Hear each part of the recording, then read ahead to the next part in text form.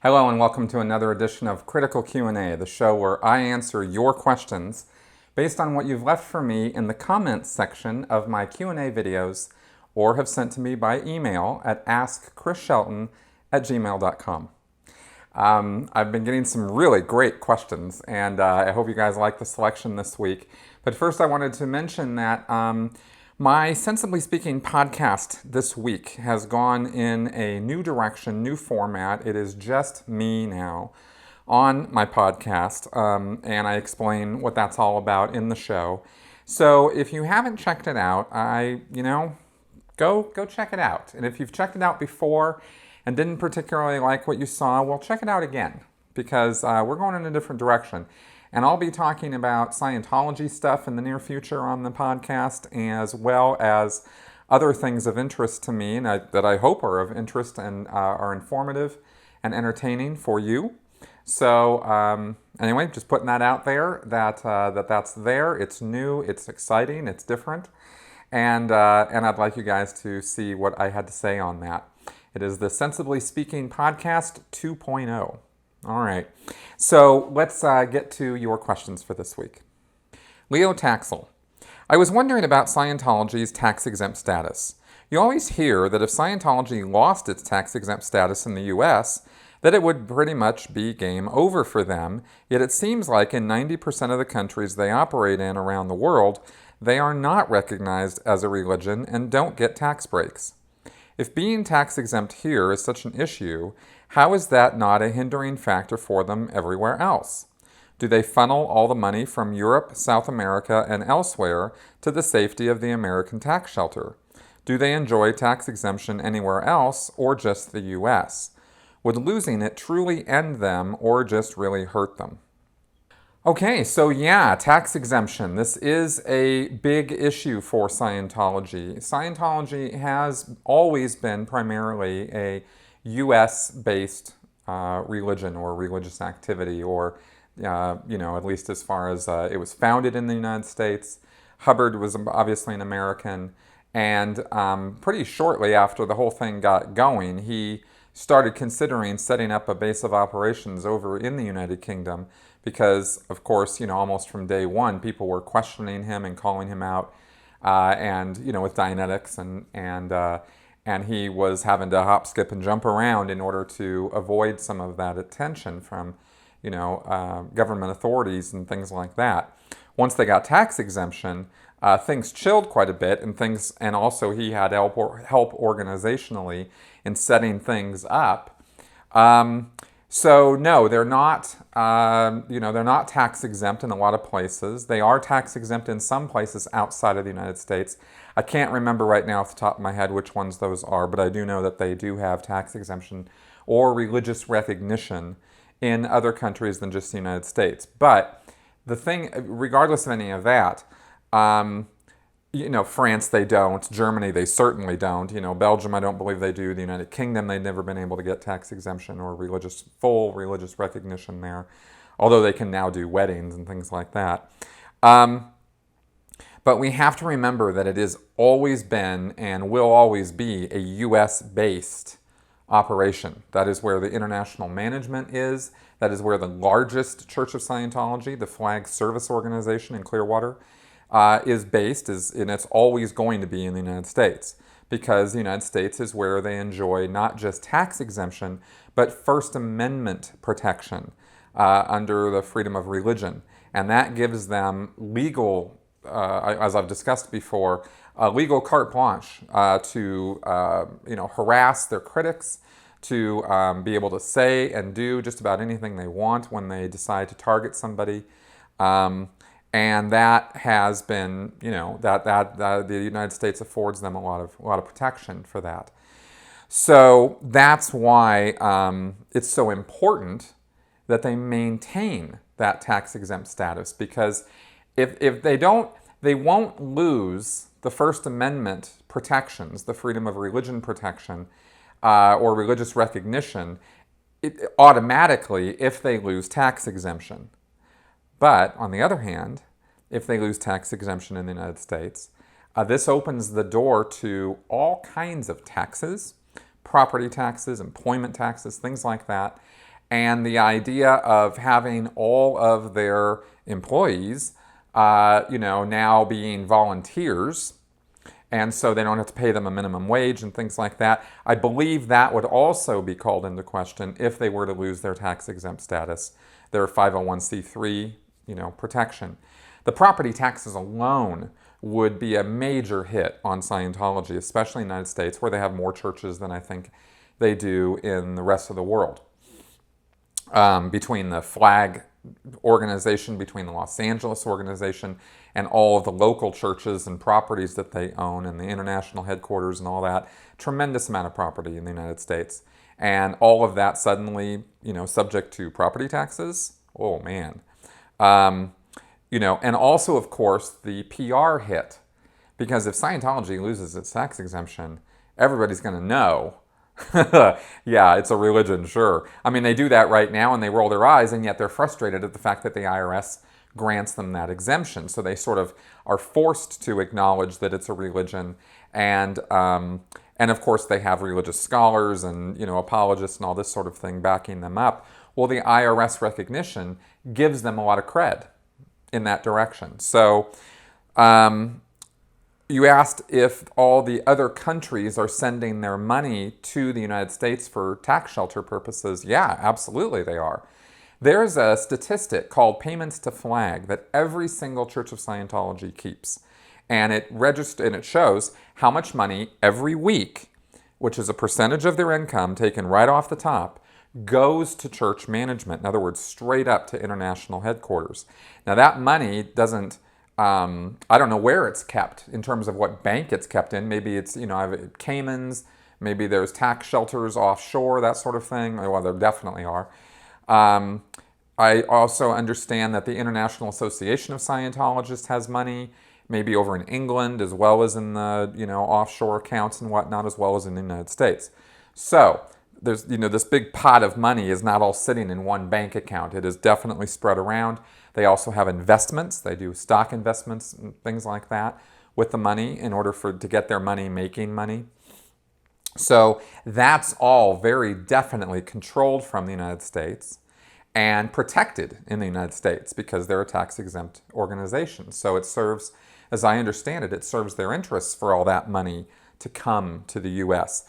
That was one of the big problems Russia had with Scientology, is they're sending money to the United States. And they're like, what is this? So, rightly so, right? Russia's asking all the right questions and coming to all the right conclusions. But like I said in my video about Russia, I don't think the way they're going about trying to smash Scientology out of existence is the right way to go. So would it truly end them if they lost tax-exempt status? No, it wouldn't. Scientology could keep going. They certainly have enough money set aside in their reserves to pay those property tax amounts, at least for a few years, and it wouldn't wipe them out right away. But it would be the first in what would be a chain reaction of events that I believe would eventually wipe them out. Because losing that tax exemption, I think it would open them up to some other cases of a legal nature that might start piercing the corporate veil and calling into question some of their practices. And like I said, I'm not sure, I'm not 100% at all as to whether their employee payment system would then be called into question or not, or could be vulnerable, right? Because if they had to start paying all their church volunteers a minimum wage and paying taxes on that, and also overtime and all that sort of thing, right? That would be a big hassle for Scientology. So I think it would open the door to those things, regardless of whether it did or not. The PR blow alone, the public relations problem that would create would be gigantic. And of course, if they lose tax-exempt status in the U.S., they're probably going to lose tax-exempt status in the other countries where they have it and really convert over straight up to a business model. But again, it's all kind of up in the air as to what would actually happen. This is all just supposition on my part.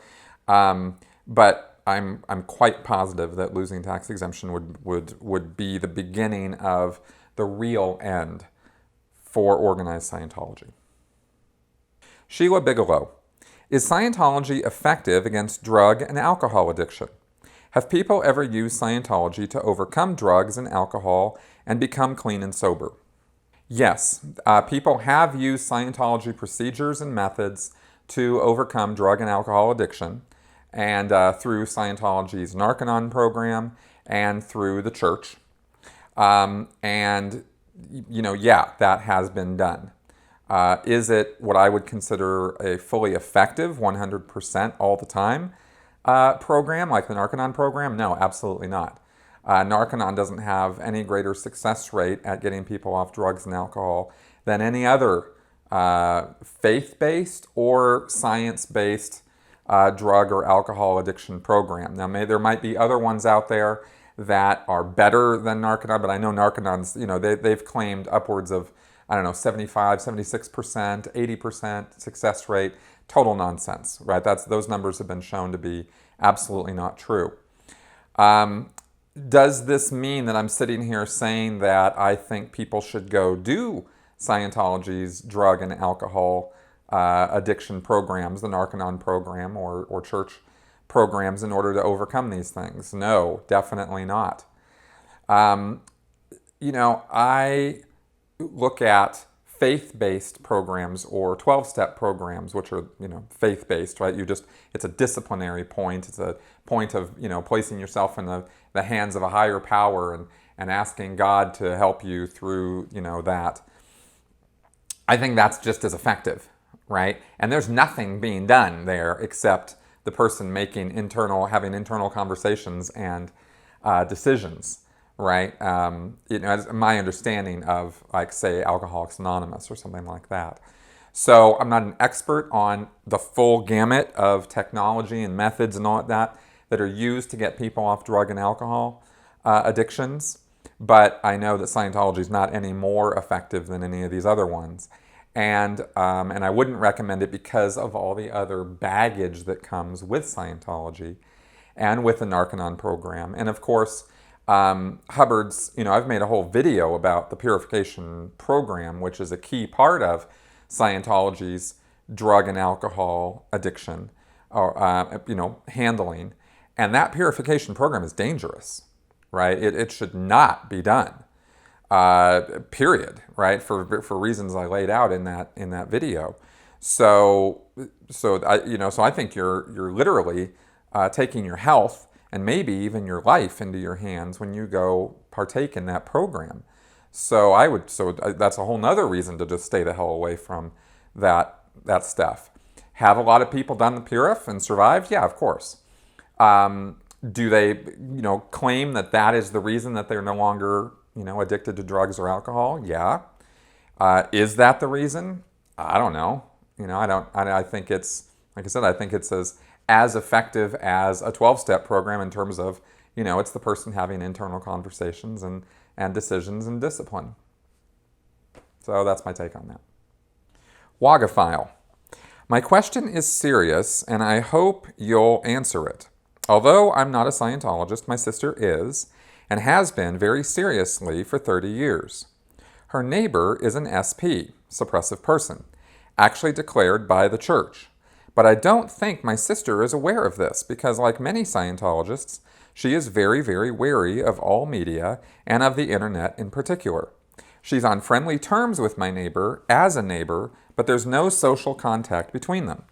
There is, however, significant overlap between them in the form of the neighbor's dog, who has access to my sister's yard. Given that the dog is very charming and visits frequently, my sister has developed a real relationship with it. Do you think she'd flip out if she knew the dog's owner was an SP? I've never mentioned the fact for fear of pointlessly upsetting her. I can't imagine she'll ever change her perspective on Scientology, but then, on the other hand, I think, well, maybe learning that the dog's delightful owner is supposedly a terrible SP, that might cause cognitive dissonance sufficient to make her start thinking more critically. What do you think? Sounds like a silly question, but no, not really. your sister would absolutely positively, if she was a good Scientologist, disconnect from the neighbor immediately if she found out that he was an SP. And that means she would no longer be seeing the dog, because the dog is a connection to a suppressive person. And that would make her PTS, a potential trouble source. And right now she's already a potential trouble source, she just doesn't know it. So if she doesn't know it, then she can't be it as far as Scientology goes. Because I'm telling you, there are a lot of people in Scientology who are very, very PTS. They are connected to SPs, or connected to people who are connected to SPs through their family and their friends, and they don't even know it. You know, so many Scientologists have friends and family who are just waiting for the day that they will stop, you know, that they'll realize what a joke Scientology is and that they need to get out of it. And they're just waiting, right? That they have friends and family who have watched Going Clear, read books, seen magazines, read the internet, and the friends and family don't tell them, because the friends and family know that if they do, the Scientologist is going to have to disconnect from them or put up walls and barriers and not be so close to them and that sort of thing. So they don't tell them. And so there's this hidden PTSness going on with Scientologists. I'm telling you, this is like, it's a thing. And the Scientologists are the last ones to know, because they think if nobody's saying anything, that everything's fine, you know, and they're just clueless. So as far as your neighbor goes and your sister goes, yeah, if your sister finds out that he's an SP, she's going to have to cut connection, all right, including with the dog. Now, I don't know how attached she is. I've only got your question here in terms of how attached she is to the dog, but I somehow doubt, if she's been a Scientologist for 30 years, that she's more attached to the dog than she is to the idea of personal spiritual immortality and personal freedom from, you know, the endless cycle of life and death. I think she'll sacrifice the dog before she'll sacrifice that. So I don't think it would necessarily be in her best interest or the dog's best interest or neighbor's best interest for you to be the one to tell her that her neighbor is a suppressive person. If she doesn't know, skip it, you know, and move on and let her just get on with her life. And if she finds out through some other means, you know, then fine, she finds out. And that's that. Jonathan Mark, in your book, Scientology A to Xenu, great title, you mentioned Scientologists being forced to do sect checks for perceived infractions. Leah Remini mentioned being charged $300,000 for a lengthy round of sect checks. What happens if the Scientologist who is subjected to those sect checks is tapped out because the Regis already separated him from his money? His home is triple mortgaged, his kids have no college funds, the 401k is gone, etc. Does the church sect check him anyway? How does it get Scientologists to pay for their mandatory sect checking if they literally have no more money? There's a policy letter that L. Ron Hubbard wrote called Free Service, Free Fall, where he expressly forbid the church to ever deliver services for free that should be paid for. I mean, they have introductory services when you walk in off the street that they'll give you for free, the testing and showing you some films or maybe doing a lecture play or something like that. But when it comes to doing classes or courses, when it comes to getting auditing or sect checking, which is a kind of auditing, you pay. You have to pay. And if they don't make you pay, the staff get in a ton of trouble, right? So no free service. So this presents them with a conundrum when a Scientologist has to, is ordered to sect checking, right? A security check, which is an interrogatory. They stick them on the meter, they ask them, sharp and pointy questions, and they expect the person to, cough up the answers and tell their deep, dark secrets and all the things that they've been doing that they are not wanting to tell anybody that they've been doing. That's a security check in Scientology. So if they have a problem where a person can't pay and they work the guy over, like you said in your question, and he's got no money, basically what happens is he's kind of just kicked out until he gets the money. And he's kind of considered persona non grata, right? Like he's not, depending on the situation, there are lots of different situations where a person might need sect checking. Let's say the guy got in a lot of trouble. He did something like he was on the internet or something, and they want to sect check him to get all the data about, why he was on the internet, what he looked at, who he's been talking to, that sort of thing. Well, if they can't get that data from him because he can't pay for it, then they'll just tell him, okay, well, you go figure it out. You make it go right. You borrow the money from somebody or whatever. And if he can't, then he's not going to be allowed to come around in the church until he coughs up that money and pays for that sex checking. So he's basically, kind of ostracized. If he's connected to, like if he's got a wife or kids who also come into the church and do services, they also might start feeling some of that ostracizing and might start being considered a problem because they're not handling him to handle himself, see? And the only way he's supposed to be handling himself is to pay the church money so he can confess his sins, right? And they, as his family members or his closest, relations, are now going to be held responsible. Their feet's going to be held to the fire because realize that, of course, it's all about the money.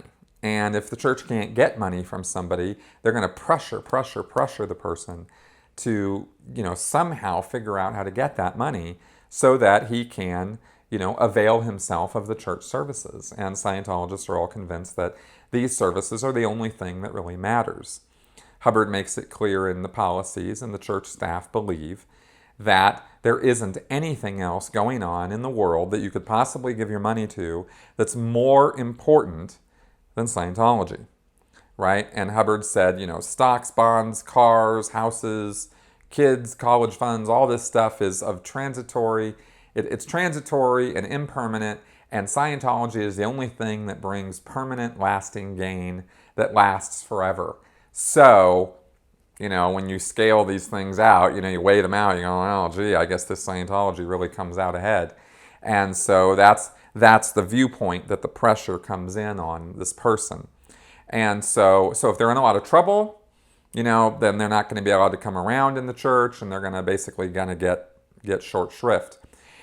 If it's just that the sex check is the person's next step and it's not like he's really in a lot of trouble or something, then he can still come around and go to events, or maybe he's paid for some classes. He could still do those classes and that sort of thing, and he wouldn't quite be in so much trouble. And they would encourage him to get on a payment plan, something, anything, to keep flowing money to the church until he's got it paid for so that he can be saved. Hoi peopleoi. Hi, Chris. A question about the stereotypical image of Scientologists whipping their cameras out. What do you think the decision process looks like before they send a Sea Org member storming out of an org to then just stand there and film protesters? Or what an individual Scientologist's idea is of what to do with such footage on his phone.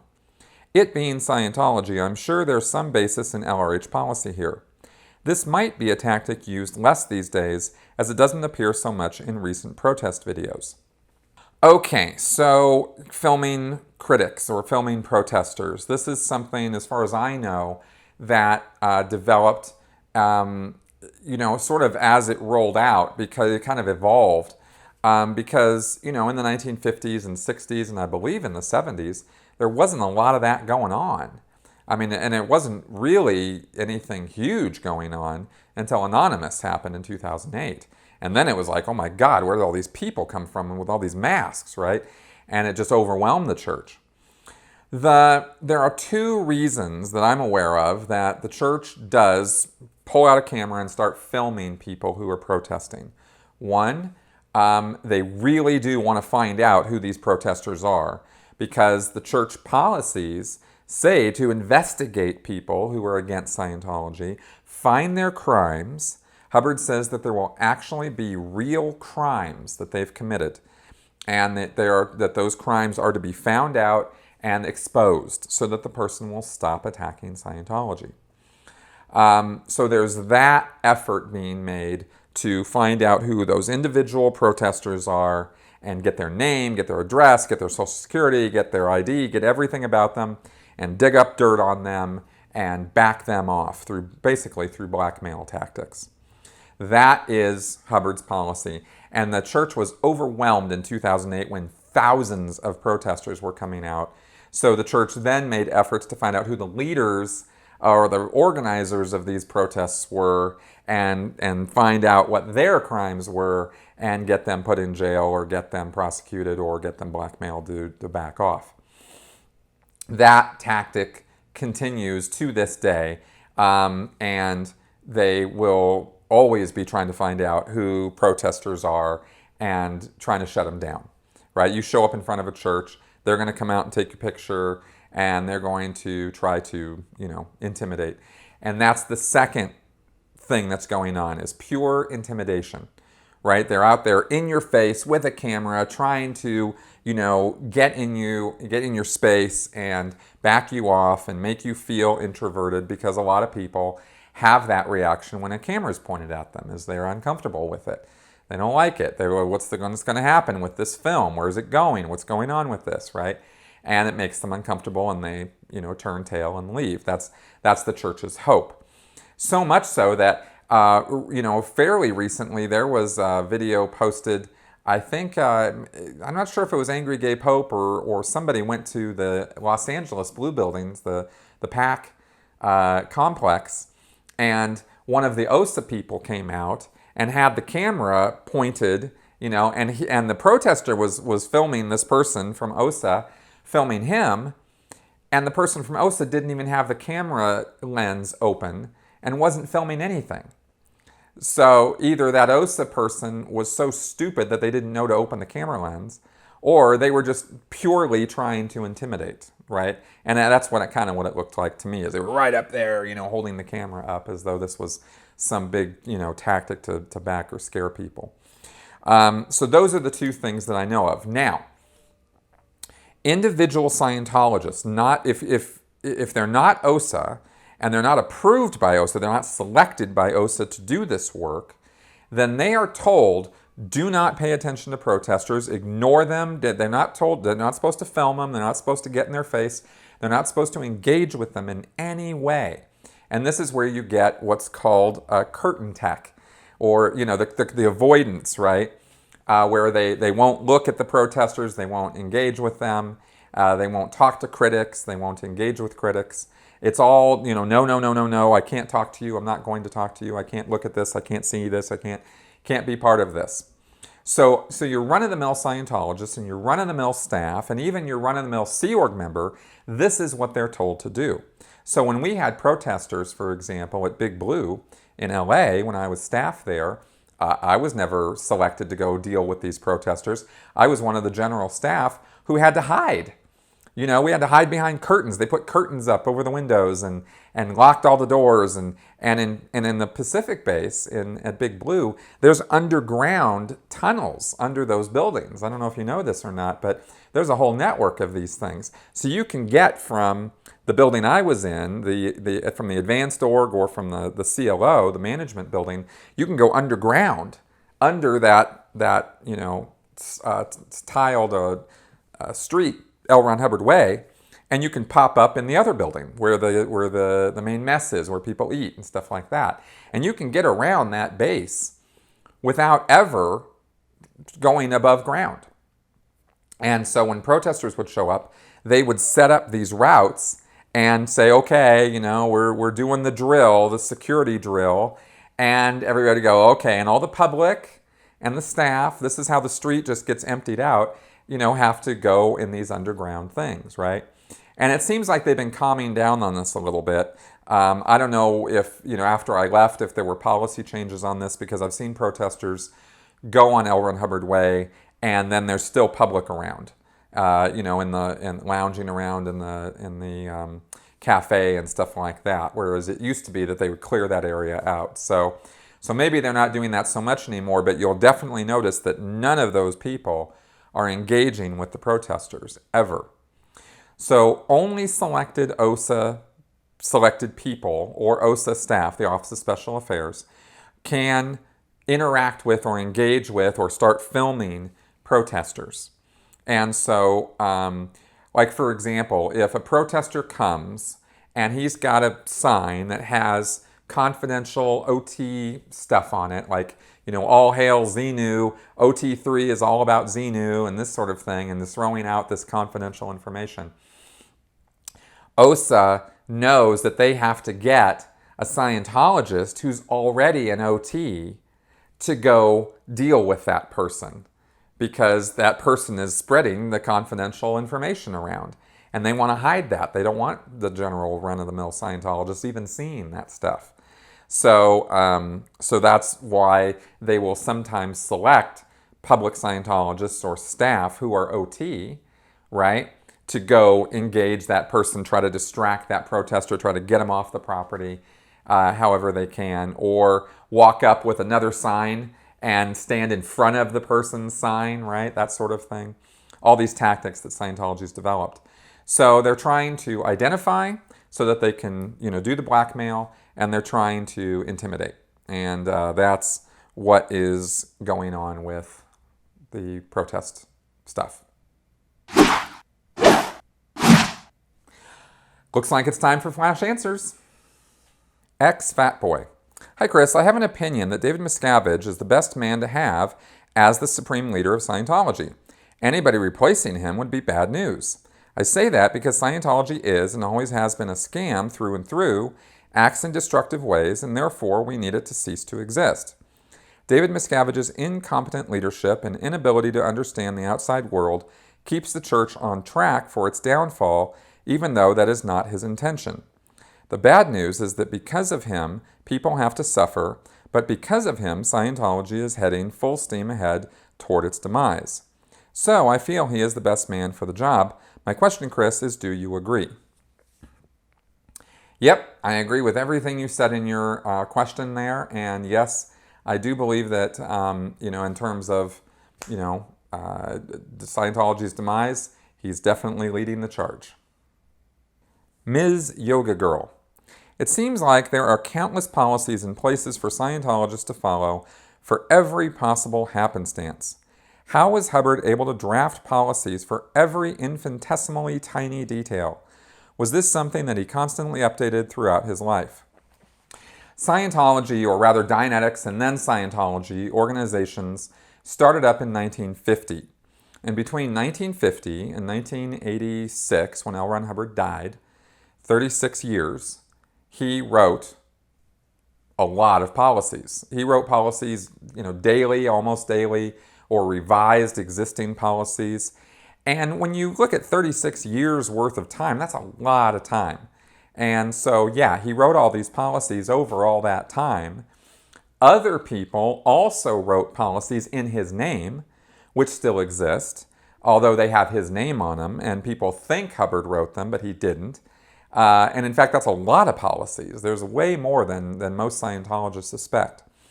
And so, so all of that was Hubbard's brainchild, and yeah, he worked on it all the time. Riggs BF. Dear Chris, as Scientology's numbers are dropping like a stone, do you think they will result to more drastic measures to recruit more followers, such as subliminal messages? I don't know about the efficacy of subliminal advertising or subliminal messages. From what I've read or looked at before in the past, I don't think that stuff actually works. But would they do that if they thought it would get more members? Oh, sure, you bet they would. Yeah, they'd be involved in stuff like that. But as I've said before, actually, David Miscavige doesn't seem to care about getting new members and hasn't in many, many, many years. So it might be, the lower grade staff, the lower hierarchy staff who might engage in more desperate measures. But David Miscavige isn't going to, because he could care less whether new people are coming in. And so we've come to the end of another episode of our Critical Q&A. I hope that these answers and questions were of interest to you and were informative and educational and entertaining, as is the purpose of my channel. This channel is entirely, I am entirely fan-funded. So if you feel the urge, go ahead and click on the donate button or become part of my Patreon campaign. Your support is very, very, very much appreciated and allows me to continue to do my work. But regardless of that, thank you for coming around. Leave your comments, your feedback, your questions, anything at all in the comment section below. I do see all of it. I do read all of it. I am interested in all of it. Positive, negative, whatever. And also, tell your friends and family about my channel. I've got podcasts, I've now got movie reviews, as well as my regular content that gets posted up every Thursday, and as well as these Q&A videos. So see you guys next week.